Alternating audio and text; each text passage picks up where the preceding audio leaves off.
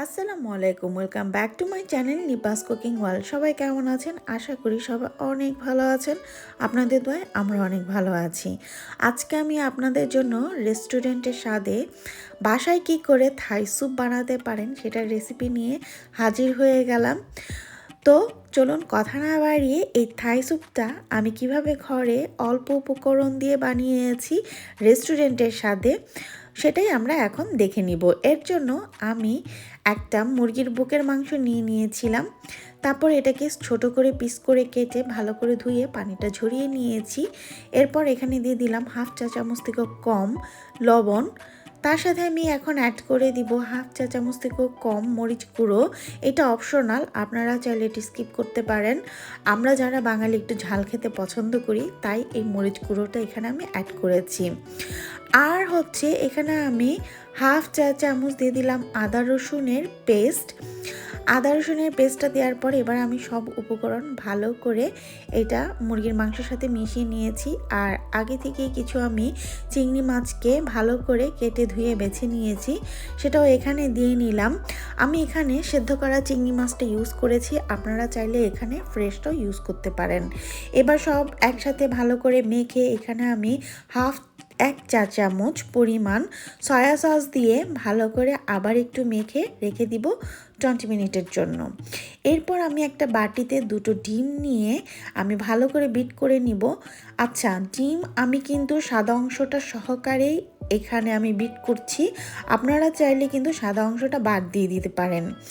এরপর ভালো করে বিট হয়ে গেলে আমি এখানে 1.5 টেবিল পরিমাণ সয়া সস দিয়ে নিলাম, 1.5 টেবিল পরিমাণ দিয়ে নিলাম টমেটো কেচাপ। আর এখানে আমি অ্যাড করে দিব 1.5 টেবিল চামচ পরিমাণ চিলি সস, যেটা আমার ঘরে বানানো।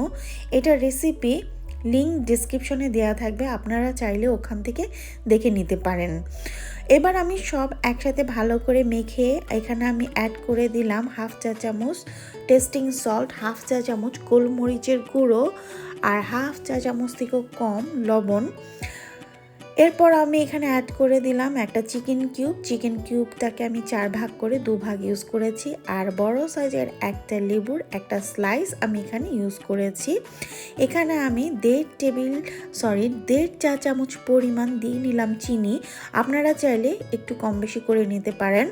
আর এখানে স্কিপ হয়ে গিয়েছে, আমি 2 চা চামচ পরিমাণ দিয়ে নিয়েছি কর্নফ্লাওয়ার। আর এখানে দিয়ে নিলাম লেমন গ্রাসটা আমার জিপে রাখা ছিল, আমি ওখান থেকে কিছুটা লেমন গ্রাস নিয়ে এখানে দিয়ে নিলাম। আর দিয়ে নিলাম কিছুটা ফুড কালার, এটা অপশনাল, আপনারা চাইলে এটা নাও ইউজ করতে পারেন, এটা দিলে কালারটা একটু সুন্দর আসে। এরপর সব উপকরণ একসাথে ভালো করে মিক্সড করে এখানে আমি 2 কাপ পরিমাণ পানি দিয়ে ভালো করে মিক্সড করে নিলাম। এরপর আমি একটা ফ্রাই প্যানে অল্প পরিমাণে তেল দিয়ে যে চিকেনটাকে মেরিনেট করে রেখেছিলাম সেই চিকেনটাকে একটু হালকা করে ভেজে নিয়ে এর সাথে আমি অ্যাড করে দিব চিংড়ি মাছটা। যেহেতু চিংড়ি মাছটা আমার সিদ্ধ করা ছিল তাই চিংড়ি মাছটাকে আমি একটু পরেই অ্যাড করেছি। এবার এই সব একসাথে একটু ভালো করে ভেজে নিব। ভেজে নেওয়ার পর এবার এটাকে সাইড করে রেখে দিয়ে যে পাতিলে স্যুপটা রান্না করব সেই পাতিলে স্যুপের যে উপকরণগুলো আমি একটা বাটিতে রেডি করেছিলাম সেটাতে ঢেলে দিলাম। ঢেলে দিয়ে এখন এটার চুলার আঁচটাকে আমি মিডিয়াম টু লোতে রেখে কন্টিনিউ এইভাবে নাড়তে থাকবো। এটা কিন্তু মাথায় রাখতে হবে, যেহেতু আমরা কর্নফ্লাওয়ার দিয়েছি, আমরা যদি এইভাবে কন্টিনিউ না নাড়ি নিচে দিয়ে লেগে যাবে, স্যুপটা কিন্তু ছাড়া ছাড়া হয়ে যাবে, দলা পেকে যাবে, তাহলে কিন্তু আর স্যুপটাকে দেখতে স্মুথ লাগবে না। মোট কথা হচ্ছে স্যুপটা কিন্তু ফেটে যাবে। তো বলক না আসা পর্যন্ত কন্টিনিউ এইভাবে স্যুপটাকে নাড়তে হবে। তো দেখতেই পাচ্ছেন যেরকম। আচ্ছা, এখানে কিন্তু আমি একটা কাঁচামরিচ ছোট করে কেটে নিয়ে অ্যাড করেছি। আমার স্যুপটা কিন্তু রেডি।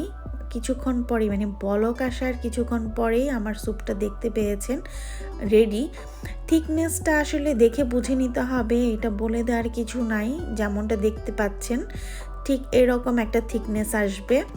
তো স্যুপটা কিন্তু এখন আমাদের রেডি, এবার কিন্তু পরিবেশনের পালা। আমার ভিডিওটা যদি আপনাদের ভালো লেগে থাকে তাহলে প্লিজ আমার চ্যানেলটাকে সাবস্ক্রাইব করবেন, পাশে থাকা বেল বাটনটা অন করে দিবেন, আর আমার ভিডিওটা আপনাদের ফ্রেন্ডস অ্যান্ড ফ্যামিলির কাছে শেয়ার করবেন।